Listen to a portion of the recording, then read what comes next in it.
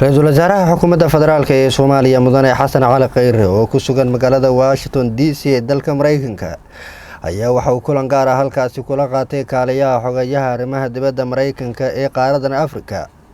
Kulanka ayaa waxa ay uga wada hadleen horumarinta laga sameeyay arrimaha deen cafinta ee Soomaaliya, dib u habeynta amniga iyo qodobo kale oo ay ka mid yihiin sida Mareykanku uu Soomaaliya kaga caawin karo arrimaha doorashooyinka sanadka soo socda.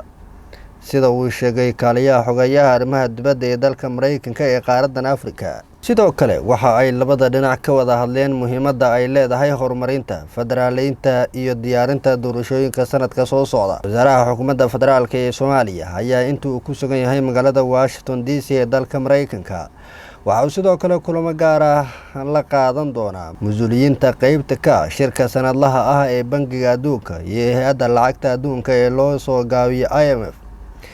waxyaabaha halkaasi ra'iisul wasaaraha kulamada ugu muhiimsan madaxda kala hadli doona ayaa waxa qayb ka ah sida ay doorkooda u qaadan lahaayeen arrimaha deen cafinta ee Soomaaliya loo diyaarinayo guud ahaan bay laga cafiyo deymaha lagu leeyahay.